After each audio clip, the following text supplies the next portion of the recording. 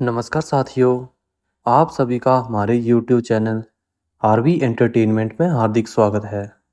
अगर आपको स्टोरी पसंद आए तो प्लीज़ चैनल को लाइक, फॉलो और सब्सक्राइब जरूर करें। तो दोस्तों चलते हैं अपने नेक्स्ट एपिसोड की तरफ। अनुवर्णा के अचानक से गायब हो जाने पर रीवा बहुत परेशान हो गया था और अब यहाँ पर भी आए काफ़ी समय हो गया था, पर अब तक वो अनुवर्णा का पता नहीं लगा पाया था। और अब रीवा अपने आप पर ही क्रोधित हो रहा था कि वह अनुवर्णा के लिए कुछ नहीं कर पा रहा है।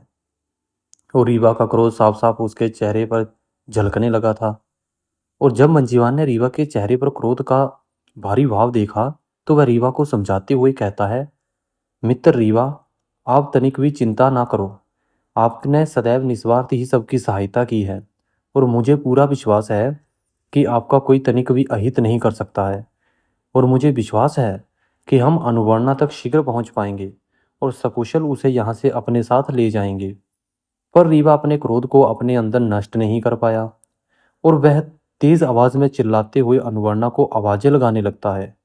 अनुवर्णा कहाँ पर हो? अनुवर्णा! और ऐसे ही कई बार चिल्लाते हुए अनुवर्णा को आवाज लगाता रहता है। और उधर जहाँ पर अनुवर्णा मूर्छित अवस्था में पड़ी थी, जब उसके कानों में बार बार रीवा की वह तेज आवाज पड़ी तो वह धीरे धीरे अपनी मूर्छा से बाहर आने लगी। और जब थोड़ी देर बाद अनुवर्णा पूरी तरह से मूर्छा से बाहर आई और उसकी आंखें खुली तो वह एकदम से चौंक गई और जल्दी से उठकर अपने चारों ओर देखने लगी। और अनुवर्णा उस स्थान को देखते हुए बड़े आश्चर्य भरी आवाज से कहती है, ये कौन सा स्थान है और यहाँ मैं कैसे आ गई? और रीवा में मंजीवान कहाँ है? वह दोनों तो मेरे पास ही थे। और तब एकदम से अनुवर्णा को याद आता है कि वह तो उस जलकुंड के पास बैठी थी जल ग्रहण करने को, पर मैं यहाँ कैसे आ गई? अनुवर्णा कुछ ही समझ नहीं पा रही थी कि वह यहाँ तक कैसे पहुंची। और वह ऐसे ही उन्हीं बातों को बार बार दोहराई जा रही थी और उस स्थान के चारों तरफ जाकर देख रही थी कि यहाँ से निकलने का मार्ग कहाँ है। पर अनुवर्णा को वहां पर कोई भी मार्ग नहीं दिखा जिससे कि वह बाहर जा सके और वह परेशान होकर वहीं पर चुपचाप बैठ जाती है। और उधर रीवा के बार बार चिल्लाने पर भी वहां जब अनुवर्णा कोई आवाज नहीं आई तब रीवा भी एकदम टूट सा गया और वह चिल्लाते हुए अपने सर पर अपने हाथों को रखकर नीचे बैठ जाता है। रीवा अनुवर्णा को इतना अधिक प्रेम करता था कि ऐसे उसके अचानक से दूर जाने पर वह अपने आप को संभाल नहीं पा रहा था। और मंजीवान भी रीवा के पास ही था, पर उसे ऐसे टूटता देख उसकी आंखें भी एकदम नम हो जाती हैं और वह खुद ही नहीं समझ पा रहा था कि वह रीवा से क्या कहे और उसे कैसे समझाए। पर मंजीवान थोड़ी देर में अपनी चोंच से रीवा के सर पर उसके दोनों हाथों को हटाता है और रीवा को देखते हुए कहता है, रीवा, आप ऐसा कैसे कर सकते हो? अगर आप ऐसे टूटकर बिखर जाएंगे तो आप अनुवर्णा तक कैसे पहुंच पाएंगे? और सोचो, आप अगर अनुवर्णा के दूर होने पर आपका ये हाल है तो फिर आपसे दूर होने पर अनुवर्णा का क्या हाल होगा? वह तो अकेली है, वह किस स्थिति से गुजर रही होगी?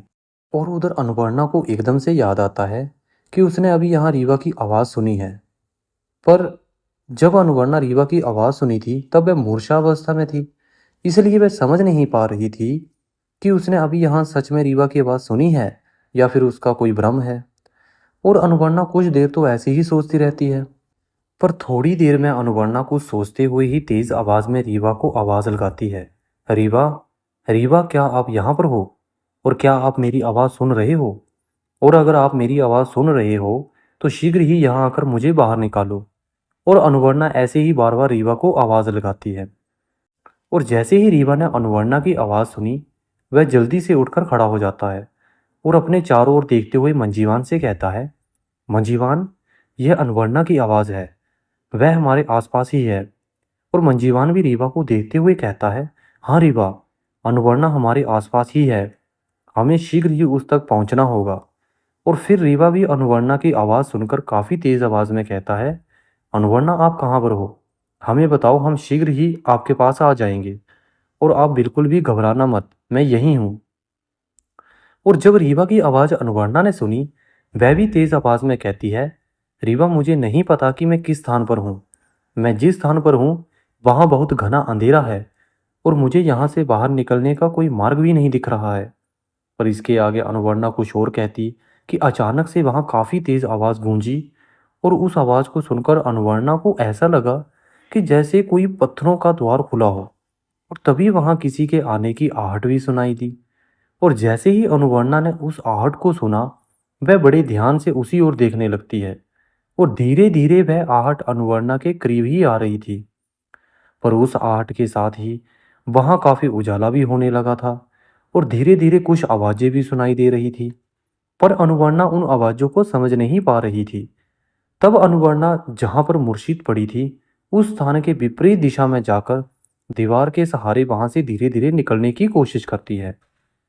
पर जब अनुवर्णा वहाँ से आगे बढ़ी तो वह उसने देखा कि वहाँ से थोड़ा और आगे से कोई आ रहा है, जिसका बहुत ही भयानक रूप है और उसके पीछे भी शायद और कोई भी था।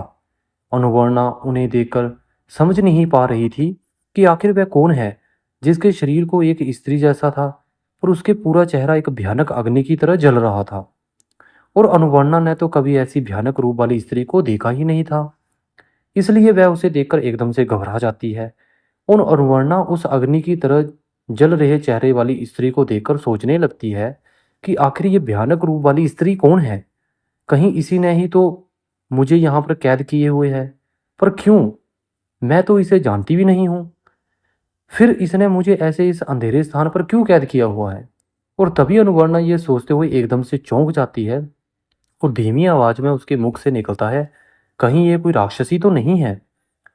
तब अनुवर्णा ये सोचते हुए वहां से चुपचाप निकलना चाहती है, पर जब तक वह राक्षसी उस स्थान पर पहुंच चुकी थी जहां पर उन राक्षसों ने अनुवर्णा को छोड़ा था, और जैसे वह राक्षसी उस स्थान पर पहुंची और उसे वहां अनुवर्णा नहीं दिखी, तब वह तेज आवाज में कहती है, यहाँ पर कोई नहीं है, कहाँ गई वह सुंदर स्त्री?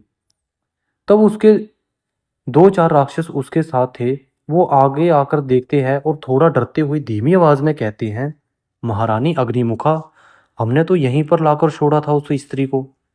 तब वह अग्निमुखा भयानक आवाज में चिल्लाते हुए कहती है, जल्दी ढूंढो जाकर, उस स्त्री को देखो, वह आसपास ही होगी। और अनुवर्णा चुपचाप छिपकर उन सब की बातें सुन रही थी। और जैसे ही वह सभी राक्षस उस स्थान के द्वार से काफी आगे जाकर अनुवर्णा को ढूंढने लगे, तब शीघ्रता तेजी से अंदर से बाहर की ओर बढ़ती है। और जैसे ही अनुवर्णा उस द्वार से बाहर निकलने वाली थी कि उस अग्निमुख राक्षसी की नजर अनुवर्णा पर पड़ी। तब अग्निमुखा काफी तेज से चिल्लाते हुए कहती है, वह देखो, वह स्त्री बाहर जा रही है। और देखते ही देखते अनुवर्णा पर अग्निमुखा राक्षसी अपनी शक्तियों से अनुवर्णा पर प्रहार कर देती है। पर उस राक्षसी की शक्तियां चाहकर भी अनुवर्णा का अहित नहीं कर पाती हैं और अग्निमुखा की वह सारी शक्तियां अनुवर्णा के पास पहुंचते ही अपने आप ही नष्ट हो जाती हैं। ये सब देख अग्निमुख राक्षसी को बड़ा आश्चर्य हुआ। वह चिल्लाते हुए अनुवर्णा से कहती है, स्त्री तू कौन है? तब अनुवर्णा रुकते हुए कहती है, पहले आप हमें बताइए कि आप कौन हैं और आप सब ने मुझे इस अंधेरे स्थान पर क्यों बंद किया हुआ है।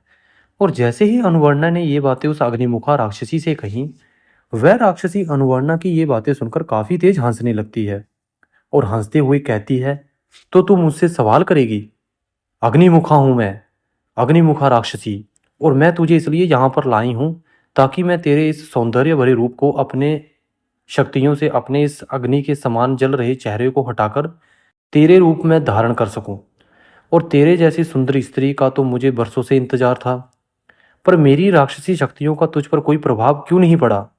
क्या तू भी कोई मायावी राक्षसी ही है? पर तू चाहे जो हो, मैं तेरे इस रूप को आज जरूर धारण करूंगी। और यह कहते हुए अग्निमुखा राक्षसी अनुवर्णा पर अपनी शक्तियों से प्रहार कर देती है। और जब अनुवर्णा ने उस अग्निमुखा राक्षसी को अपनी और उसकी राक्षसी शक्तियों का प्रहार करता देख वह अपनी शक्तियों का प्रयोग करती है उस राक्षसी से अपने आप को बचाने को।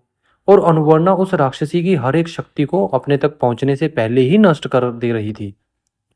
और अग्निमुखा अपनी सभी शक्तियों को नष्ट होता देख वह बहुत क्रोधित हो जाती है और चिल्लाते हुए उन सभी राक्षसों से कहती है, कौन है ये स्त्री जिसके पास कितनी शक्तियां हैं और इस पर मेरी एक भी शक्ति का प्रभाव भी नहीं हो रहा है। और एक बार फिर वह राक्षसी अग्निमुखा और बाकी राक्षस एक साथ मिलकर अनुवर्णा पर अपनी शक्तियों से प्रहार करते हैं। पर अनुवर्णा ने अपनी शक्तियों से उन सभी राक्षसों और अग्निमुखा राक्षसी की शक्तियों को नष्ट कर देती है। और ऐसे ही काफी देर तक अनुवर्णा और अग्निमुखा के बीच एक दूसरे पर प्रहार करते रहते हैं। और अनुवर्णा एक बार अपनी किसी सबसे घातक शक्ति से प्रहार अग्निमुख पर कर देती है, जिससे कि वह अग्निमुख अपने आप को बचा नहीं पाती। और अनुवर्णा की शक्ति लगने के कारण अग्निमुखा राक्षसी काफी तेजी से काफी दूर जाकर गिरती है। और अग्निमुखा के गिरते ही वहां बाकी के राक्षस जल्दी से अग्निमुखा के पास जाकर उसे उठाने लगते हैं। और उस राक्षसी अग्निमुख के गिरते ही अनुवर्णा शीघ्रता से उस स्थान से बाहर निकल जाती है। और जब तक अग्निमुखा अनुवर्णा की शक्ति से अपने आप को संभाल पाती, तब तक अनुवर्णा वहां से काफी दूर जा चुकी थी। और अनुवर्णा वहां से निकलकर रीवा तक शीघ्र पहुंचना चाहती थी। और उधर रीवा भी अनुवर्णा को ढूंढ रहा था, पर दोनों एक दूसरे से काफी दूर थे। अनुवर्णा वहां से निकल तो गई थी, पर वहां से निकलने के बाद अनुवर्णा समझ ही नहीं पा रही थी कि वह किस दिशा और किस मार्ग पर जाए, कि वह रीवा तक शीघ्र पहुंच जाए। और अनुवर्णा वहां से दो मार्गों में पहले ही जा चुकी थी, पर उसे वहां से खाली हाथ ही लौटना पड़ा, क्योंकि वह दोनों मार्ग थोड़ी दूर जाकर बंद थे। और अब सिर्फ वहां से दो मार्ग और थे। और अब अनुवर्णा को उन दो मार्गों में से एक मार्ग को चुनना था, कि वह उन दो मार्गों में से किस मार्ग में जाए, कि वह रीवा तक शीघ्र पहुंच जाए। और अनुवर्णा वहां से दो मार्गों में पहले ही जा चुकी थी, पर उसे वहां से खाली हाथ ही लौटना पड़ा, क्योंकि वह दोनों मार्ग थोड़ी दूर जाकर बंद थे। और अब सिर्फ वहां दो मार्ग और थे। और अब अनुवर्णा को उन दो मार्गों में से एक मार्ग को चुनना था, कि वह उन दो मार्गों में से किस मार्ग में जाए, कि वह यहाँ से कहीं बाहर निकल सके, क्योंकि अनुवर्णा को पता था कि वह यहाँ से अगर शीघ्र ना निकली तो शायद वह रीवा तक नहीं पहुंच पाएगी। तब अनुवर्णा यह सोचते हुए अपने सीधे आगे वाले मार्ग पर बढ़ जाती है। और इधर रीवा अनुवर्णा को काफी तेज आवाज में बार बार आवाजें लगा रहा था। पर जब काफी देर तक रीवा की आवाज लगाने पर भी अनुवर्णा की आवाज दोबारा नहीं आई, तो रीवा समझ गया कि अनुवर्णा पर जरूर कोई बड़ा संकट आने वाला है। और अनुवर्णा जिस मार्ग पर आगे बढ़ रही थी, वह उस मार्ग पर चलकर रीवा के पास आने के बजाय वह धीरे धीरे उससे काफी दूर जा रही थी। और इधर अग्निमुखा भी अपने आप को संभालते हुए उड़ती है, पर उसके अंदर बहुत ही तेज क्रोध की अग्नि भड़क रही थी। उसका पूरा चेहरा तो पहले ही तेज अग्नि की तरह जल रहा था, पर वो उसके अंदर बढ़ रहे क्रोध के कारण उसके चेहरे की अग्नि और अधिक बढ़ गई थी। और उस अग्निमुखा राक्षसी का यह भयानक चेहरा अगर कोई साधारण मानव देख ले तो वह उसे देखकर ही मर जाए। और अग्निमुखा राक्षसी अपने क्रोध में जलते हुए तेज आवाज में चिल्लाने लगती है, और चिल्लाते हुए कहती है उन राक्षसों से जो उसके पास ही एकदम डरे और सहमे खड़े हुए थे, अब तुम सब यहाँ पर खड़े खड़े मेरा मुंह क्यों देख रहे हो?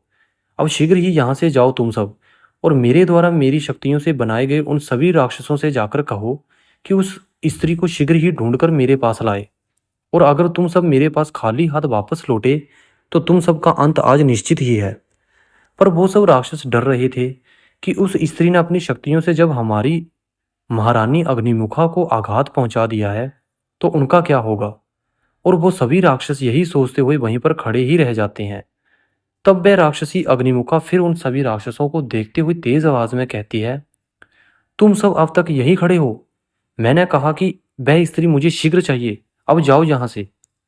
तब वो सभी अग्निमुखा के कहने पर वहां से चले जाते हैं। और बाहर जाते हुए वो सभी राक्षस आपस में बातें करते हैं कि हम सब का अंत आज निश्चित ही है, क्योंकि उस स्त्री पर हमारी किसी भी राक्षसी शक्तियों का कोई प्रभाव ही नहीं होता है। और अगर उस स्त्री ने अपनी किसी बड़ी शक्ति का प्रयोग हम सब पर कर दिया तो हम सब तो उसकी शक्ति से अपने आप को बचा ही नहीं पाएंगे। और अगर उस स्त्री को शीघ्र ढूंढकर महारानी अग्निमुखा के सामने उपस्थित नहीं किया तो वो हमें मार देगी। और वो सभी राक्षस ऐसे ही बातें करते हुए अनुवर्णा को ढूंढते हुए आगे बढ़ते रहते हैं। और उनमें से एक राक्षस वहां से चला जाता है। वहां पर अन्य उपस्थित सभी राक्षसों को वह सूचना देने जो महारानी ने दिया था। और इधर अनुवर्णा आगे बढ़ते हुए काफी थक चुकी थी, पर अब तक वह रीवा तक नहीं पहुंची थी। और अब तो उसे रीवा की कोई आवाज भी नहीं सुनाई दे रही थी, जिससे कि अनुवर्णा रीवा की आवाज सुनकर ही उस तक पहुंचने का मार्ग ढूंढ सके। पर अनुवर्णा धीरे धीरे आगे बढ़ ही रही थी। और अनुवर्णा थोड़ा ही आगे बढ़ी थी कि अनुवर्णा को अपने से थोड़ा आगे किसी को आगे आते देखा, और उसे देखकर अनुवर्णा को लगा कि वह रीवा है। तब अनुवर्णा उसे देखते हुए थोड़ा तेजी से आगे बढ़ती है और जैसे ही अनुवर्णा थोड़ी आगे बढ़ी, उसके चेहरे पर थोड़ा खुशी का भाव आ जाता है और वह उसी खुशी के साथ तेजी से आगे बढ़ते हुए तेज आवाज में कहती है, रीवा मैं इधर हूँ। और यही कहते हुए अनुवर्णा आगे जाकर रुकती है और रुकते हुए कहती है, रीवा मैं कब से आपको ढूंढ रही थी। अच्छा हुआ कि आप मुझे यहाँ मिल गए हो। यहाँ पर एक बहुत ही भयानक रूप वाली राक्षसी है और जितना भयानक उसी का रूप है उतना ही भयानक उसका नाम भी है, अग्निमुखा। और मंजीवान कहाँ है रीवा? वह भी तो आपके साथ ही था। अनुवर्णा रीवा को देखते ही उससे इतनी सारी बातें कह रही थी, पर रीवा चुपचाप ही खड़ा था और वह सिर्फ एकटक अनुवर्णा को ही देखे जा रहा था। पर जब रीवा अनुवर्णा की किसी भी बातों का जवाब नहीं देता, तब अनुवर्णा रीवा को देखते हुए कहती है, मैं आपसे कब से बातें कर रही हूँ और आप मुझे ऐसी भारी नज़रों से क्यों देख रहे हो? तब अनुवर्णा के कहने पर रीवा के चेहरे का भाव अचानक से बदल जाता है और फिर अनुवर्णा को देखते हुए रीवा कहता है, अनुवर्णा आप ठीक तो हो? मैं कब से आपको ढूंढ रहा था और आप किस राक्षसी की बात कर रही हो? तब अनुवर्णा कहती है, रीवा यहाँ पर जो राक्षसी है उसका पूरा शरीर तो एक स्त्री जैसा है, पर उसका चेहरा अग्नि की तरह जलता रहता है। और पता है आपको वह हमें यहाँ पर क्यों लेकर आई है? वह अपनी शक्तियों से मेरा रूप धारण करके खुद सुंदर बनना चाहती है। अनुवर्णा इतनी बातें रीवा से कह रही थी, पर अनुवर्णा की एक भी बातों का जैसे रीवा पर कोई असर ही नहीं हो रहा था। रीवा बड़ी ही विचित्र तरीके से चारों ओर देख रहा था और तभी रीवा चारों ओर देखते हुए कहता है, अनुवर्णा अब हमें यहाँ से चलना चाहिए। और इतना कहते हुए ही रीवा अनुवर्णा का हाथ पकड़कर आगे बढ़ता है। तब अनुवर्णा रीवा के साथ आगे बढ़ते हुए ही रीवा से कहती है, रीवा हम जाएंगे कहाँ? क्या आपको यहाँ से बाहर निकलने का मार्ग मिल गया है? और मंजीवान कहाँ है? पहले आप मंजीवान के पास चलो ताकि उसके साथ हम सब यहाँ से बाहर निकल सकें, क्योंकि अग्निमुख राक्षसी बहुत ही खतरनाक है। उसके पास तमाम राक्षसी शक्तियाँ हैं जिसका सामना करना हमारे लिए बहुत ही कठिन होगा। पर रीवा अनुवर्णा की किसी भी बात का कोई जवाब नहीं दे रहा था और वह तेज कदमों के साथ अनुवर्णा को अपने साथ लिए हुए आगे ही बढ़ता जा रहा था। और रीवा जिस दिशा में अनुवर्णा को लेकर आगे बढ़ रहा था, वहां का दृश्य बड़ा ही अजीब और भयानक दिख रहा था। और अनुवर्णा फिर आगे बढ़ते हुए वहां के भयानक दृश्य को देखते हुए रीवा से कहती है, रीवा ये आप कहाँ जा रहे हैं? यहाँ का दृश्य तो बहुत ही डरावना है। क्या आपको अच्छे से पता है कि यहाँ से बाहर निकलने का मार्ग यही है? तब रीवा एकदम धीमी आवाज में कहता है, हाँ यही मार्ग है जिससे हम शीघ्र ही यहाँ से बाहर जा सकते हैं। और इतना कहकर रीवा फिर से एकदम चुप हो जाता है, पर अब भी वह तेज कदमों के साथ ही आगे बढ़ रहा था। अनुवर्णा ने रीवा से कई बार मंजीवान के बारे में पूछा था, पर रीवा ने एक भी बार मंजीवान के बारे में कुछ नहीं कहा था। और यही बात रीवा की अनुवर्णा को बड़ी अजीब लग रही थी। तब अनुवर्णा रीवा के साथ आगे बढ़ते हुए ही सोचने लगती है कि रीवा मुझे मंजीवान के बारे में क्यों कुछ नहीं बता रहा है। उस दिन तो मंजीवान के जरा सा दूर जाने से इतना घबरा गया था कि अपने आप ही उसकी आंखों से आंसू बहने लगे थे। और मुझे भी देखकर रीवा के चेहरे पर जरा सी भी खुशी नहीं आई। पर थोड़ी देर पहले जब मैंने उनकी आवाज़ सुनी थी, तब तो मेरे बिछड़ने की पीड़ा साफ साफ उनकी आवाज़ में सुनाई दे रही थी। पर अब मेरे मिल जाने पर उनके चेहरे पर जरा सी भी खुशी मैंने नहीं देखी। और अब रीवा की आवाज़ भी बड़ी अलग लग रही है। पर इससे पहले कि अनुवर्णा कुछ समझ पाती, रीवा उसे एक ऐसे स्थान पर ले गया कि अनुवर्णा उसी स्थान पर पहुंचकर और वहां के दृश्य को देखकर एकदम चौंक गई। अनुवर्णा वहां के दृश्य को देखकर समझ नहीं पाती कि आखिर उसके साथ ये क्या हो रहा है। और अनुवर्णा जिससे दूर भाग रही थी, आखिर अब वह आकर उसी के सामने खड़ी थी। तब अनुवर्णा वहां चारों ओर देखते हुए तेज आवाज में कहती है, रीवा ये आप कहाँ आ गए हैं? ये वही राक्षसी है, अग्निमुखा।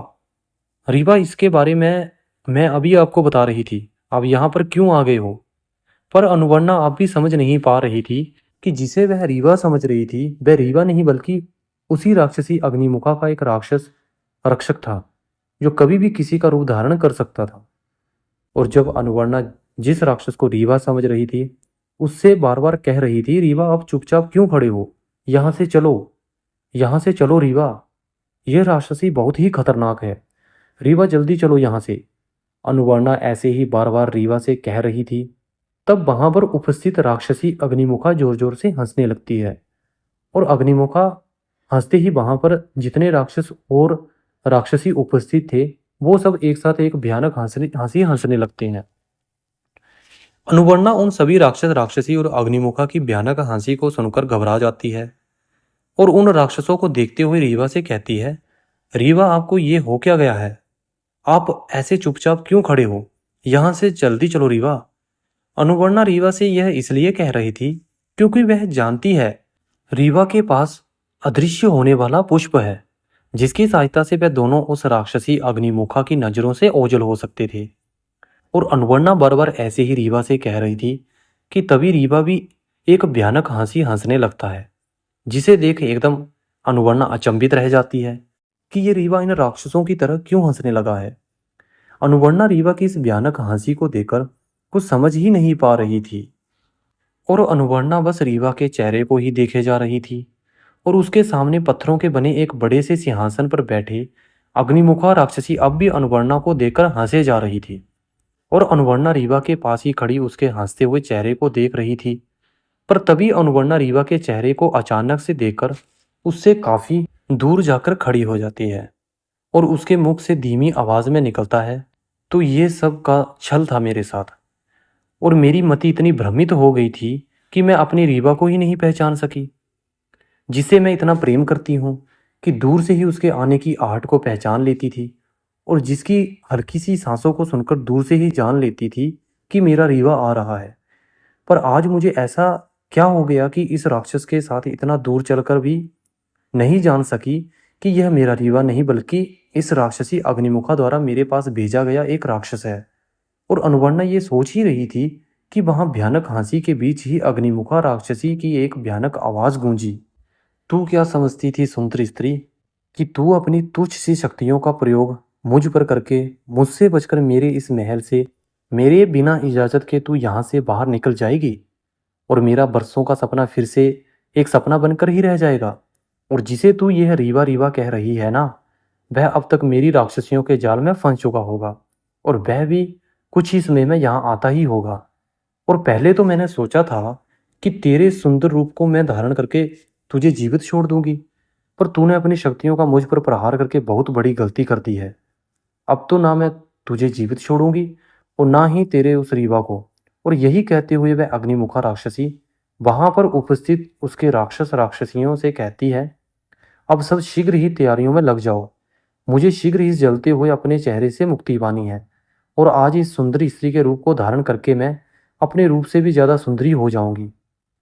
और बरसों पहले जो उन्होंने मुझे श्राप दिया था, आज मैं अपनी शक्तियों से उनके इस श्राप को भी नष्ट कर दूंगी और फिर मैं अपने इस नए रूप के साथ उनके पास जाकर दिखाऊंगी कि मेरे पास कितनी शक्तियां हैं और मैं कुछ भी कर सकती हूँ अपनी शक्तियों से।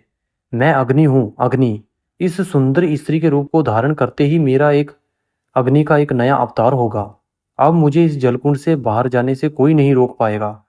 आज मैं अपनी राक्षसी शक्तियों से अपने वर्षों के श्राप से मुक्ति पा लूंगी। और यह सब कहते हुए अग्निमुखा जोर जोर से हंसने लगती है और हंसते हुए उन सभी राक्षस और राक्षसियों से दोबारा कहती है, अब जाओ सब, मेरे नए रूप धारण करने की तैयारियां करो। मैं इसे लाकर अपने रूप को बदलने की विधि को शीघ्र संपन्न करती हूँ। अग्निमुखा के चेहरे पर एक अजीब सी खुशी झलक रही थी जिसे देखकर अनुवर्णा अंदर ही अंदर घबरा रही थी। पर अब अनुवर्णा को अपने से ज्यादा रीवा की चिंता होने लगी थी कि कहीं आज मेरे कारण रीवा का कुछ अहित ना हो जाए। पर अनुवर्णा अपने मन में ये सोचते हुए विचार करती है कि मुझे चाहे आज कुछ भी हो जाए लेकिन मैं रीवा पर एक जरा सी भी खरोच भी नहीं आने दूंगी। और अनुवर्णा चाहती तो वह अपनी शक्तियों का प्रयोग करके फिर से वहां से निकल सकती थी, पर वह यहाँ से निकलकर भी शायद रीवा तक नहीं पहुंच पाती। इसलिए अनुवर्णा वहीं चुपचाप जंजीरों में जकड़ी हुई खड़ी थी और अपनी आंखें बंद किए हुए बस अपने कुलदेव का स्मरण कर रही थी और अपने कुलदेव से प्रार्थना कर रही थी कि रीवा को कुछ ना हो और वह दोनों यहाँ से शीघ्र सुरक्षित बाहर निकल सके, ताकि वहां से बाहर निकलकर रीवा के मित्र उसके पिता और भाई को शीघ्र ढूंढ सके। और तभी अग्निमुखा तेज आवाज में उस राक्षस से कहती है जो रीवा का रूप धारण करके अनुवर्णा को यहाँ तक लेकर आया था, इस स्त्री को लेकर मेरे पीछे और तब वह राक्षस अनुवर्णा को लेकर अग्निमुखा के पीछे चल देता है। और उधर रीवा अनुवर्णा को ढूंढता हुआ उसी महल में इधर उधर भटक ही रहा था कि उसके पीछे से आवाज आई, रीवा। और जैसे ही रीवा ने ये आवाज सुनी वह एकदम से पीछे मुड़ा, और पीछे मुड़ते ही रीवा तेज आवाज में कहता है, अनुवर्णा, आप ठीक तो हैं, पर आप अचानक से इस तरह से कहाँ से कैसे आ गई? मैं भी तो उधर से ही आ रहा हूँ, पर आप तो अभी मुझे वहां नहीं दिखी। पर अनुवर्णा रीवा की इस बात का कोई जवाब ना देते हुए सीधे आकर उसके गले लग जाती है, और गले लगी हुई ही रीवा से कहती है, क्या रीवा, आपको खुशी नहीं हुई मुझे देखकर? तब रीवा अनुवर्णा को बड़े ही ध्यान से देखते हुए कहता है, नहीं, ऐसी बात नहीं है, आप ऐसे अचानक से मेरे पीछे आ गई। पर तभी अनुवर्णा रीवा से कहती है, रीवा, क्या आपको यहाँ से बाहर निकलने का कोई मार्ग मिला है? नहीं, रीवा ने धीमी आवाज में कहा। तब अनुवर्णा रीवा को देखते हुए कहती है, रीवा, मेरे साथ चलो, मुझे यहाँ से बाहर निकलने का एक मार्ग मिला है, आप जल्दी चलो मेरे साथ। और इतना कहते ही अनुवर्णा रीवा का हाथ पकड़कर आगे बढ़ती है। पर जैसे ही अनुवर्णा रीवा का हाथ पकड़ती है, तभी रीवा के अंदर से ही उसे कुछ अजीब लगा। तब वह एकदम से रुक जाता है, और एकदम से रुककर कुछ सोचने लगता है। तभी अनुवर्णा पीछे मुड़कर देखते हुए कहती है, क्या हुआ, आप ऐसे रुक क्यों गए? हमें अब शीघ्र ही यहाँ से बाहर निकलना चाहिए।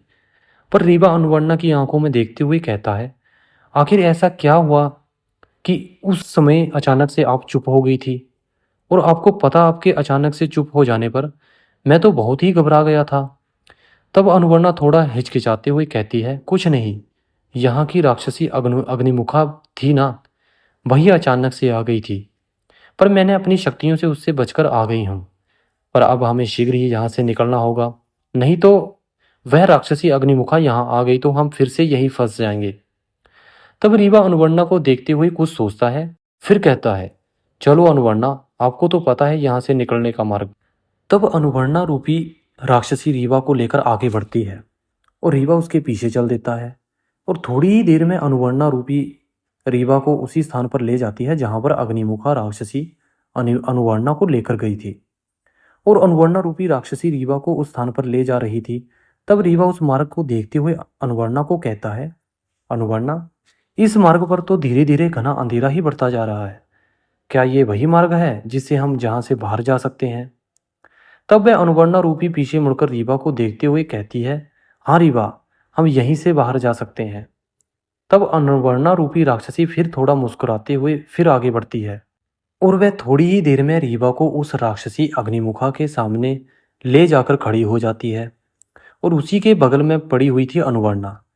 वहां पर काफी अंधेरा था, और सामने बैठी अग्निमुखा राक्षसी रीवा को देखते हुए कहती है, आ जाइए, हम आप ही का इंतजार कर रहे थे।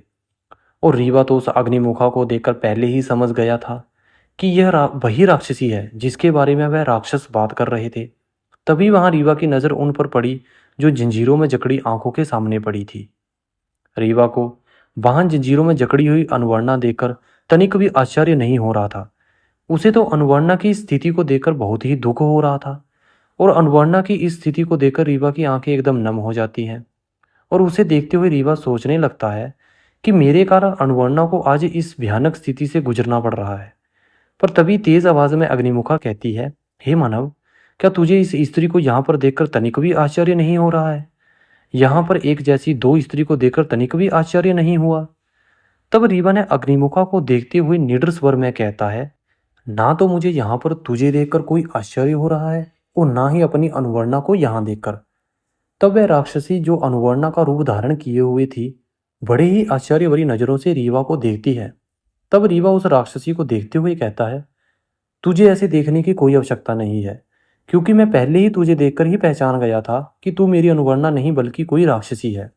और तेरे साथ यहाँ चुपचाप मैं इसलिए चला आया कि शायद तेरे साथ जाने से ही मुझे मेरी अनुवर्णा मिल जाए। और देखो, मुझे मेरी अनुवर्णा मिल भी गई। अनुवर्णा तो जंजीरों में जकड़ी हुई पड़ी थी। वह रीवा को देखकर बार बार उठने की कोशिश कर रही थी, पर वह तमाम कोशिशों के बाद भी उठ नहीं पा रही थी, और अनुवर्णा के मुख से कुछ निकल भी नहीं रहा था। वह सिर्फ रीवा को देखकर रोए जा रही थी, और अनुवर्णा चाहकर भी अपने इन बहते हुए आंसुओं को रोक नहीं पा रही थी। और तभी रीवा अनुवर्णा के बहते हुए आंसुओं को देखकर उसकी तरफ बढ़ने की कोशिश करता है, पर तभी अग्निमुखा राक्षसी तेज आवाज में खड़े राक्षसों से कहती है, इसे भी इस स्त्री की तरह जंजीरों में जकड़ दो और इस सुंदरी स्त्री को अपने देवता की मूर्ति के सामने ले चलो, जिससे कि मैं अब इस अपने जलते हुए चेहरे से मुक्ति पा सकूं। और इतना कहते हुए अग्निमुखा वहां से उठकर अपने राक्षस देवता की मूर्ति की ओर बढ़ती है, जो उससे थोड़ी ही दूर में था। और तभी वहां उपस्थित राक्षस रीवा की ओर बढ़ते हैं, उसे अनुवर्णा की तरह जंजीरों में जकड़ने के लिए। पर जैसे ही वे दोनों राक्षस रीवा के पास पहुंचे, रीवा तुरंत ही शक्तिपुंज से प्राप्त शक्तियों की सहायता से तुरंत ही अपना रूप बदलकर एक विशाल सर्प का रूप धारण कर लेता है, जिसे देखकर वो सभी राक्षस एकदम अचंभित रह जाते हैं और तेज आवाज में कहती हैं, महारानी अग्निमुखा, ये कोई साधारण मानव नहीं है, ये तो कोई मायावी राक्षस है। देखो, इसने अपना रूप बदलकर एक विशाल सर्प का रूप धारण कर लिया है। और अग्निमुखा अपने राक्षस देवता की मूर्ति के सामने बैठकर अपने रूप बदलने की विधि को शुरू करने ही वाली थी कि उन सभी राक्षसों की यह बात सुनकर अग्निमुखा ने शीघ्र ही उस तरफ मुड़कर देखती है जिस तरह रीवा खड़ा हुआ था। और जैसे ही उसने देखा कि जहां पर वह मानव खड़ा था, वहां पर तो अब एक विशाल सर्प है, जो वहां उपस्थित राक्षसों को एक एक करके अपनी लंबी पूंछ में लपेटकर दूर फेंक रहा था। और वह राक्षस भी रीवा पर अपनी शक्तियों का प्रहार कर रहे थे, पर उन राक्षसों की एक भी शक्ति रीवा पर कोई प्रभाव ही नहीं डाल पा रही थी। और अग्निमुखा ये सब देखकर एकदम से घबरा जाती है और अग्निमुखा रीवा को देखते हुए अपने मन में कुछ बुदबुदाने लगती है। और देखते ही देखते वहां पर एक से एक भयानक राक्षस आ जाते हैं, जो रीवा को चारों ओर से घेर लेते हैं और उस पर अपनी शक्तियों से प्रहार करने लगते हैं। और ये सब देखकर रीवा सोचता है कि मुझे इन सभी राक्षसों का सामना करने में काफी समय लग जाएगा और तब तक शायद वह अग्निमुखा राक्षसी कहीं अनुवर्णा का कुछ अहित ना कर दे। और रीवा अपने आप को उन सभी राक्षसों से बचाते हुए ये सोच ही रहा था कि उसकी नजर अग्निमुखा राक्षसी पर पड़ी, जो कि तेजी से अनुवर्णा की तरफ बढ़ रही थी। और वह तेज आवाज में चिल्लाते हुए बार बार यही कहे जा रही थी कि अब मेरा वर्षों का सपना पूरा होने से कोई नहीं रोक सकता है। और रीवा अग्निमुखा राक्षसी को अनुवर्णा की तरफ तेजी से बढ़ता देख वह जल्दी से उन सभी राक्षसों को चकमा देकर उनके बीच से निकलकर जल्दी से अनुवर्णा के पास पहुंच जाता है और शीघ्र ही पुनः अपना रूप धारण करके अपने दोनों हाथों में अनुवर्णा को उठा लेता है और शीघ्र ही उस चमत्कारी फूल की सहायता से दोनों अदृश्य हो जाते हैं। और अदृश्य होकर रीवा अनुवर्णा को लेकर वहां से बाहर निकल जाता है। पर ये सब देख वो सब राक्षस और अग्निमुखा राक्षसी एकदम आश्चर्यचकित रह जाते हैं। आखिर अग्निमुखा राक्षसी को किसने श्राप दिया था और क्यों? और क्या रीवा और अनुवर्णा के ऐसे अदृश्य हो जाने से अग्निमुखा राक्षसी उसका पीछा छोड़ देगी, या फिर इस बार वो कोई ऐसी चाल चलेगी कि रीवा और अनुवर्णा उसकी चाल में फंस ही जाएंगे? आखिर क्या होगी अग्निमुखा राक्षसी की आगे की चाल? यह जानने के लिए जुड़े रहें हमारे YouTube चैनल के साथ। अगर आपने हमारे चैनल को सब्सक्राइब नहीं किया है तो प्लीज़ चैनल को लाइक, फॉलो और सब्सक्राइब जरूर करें। धन्यवाद।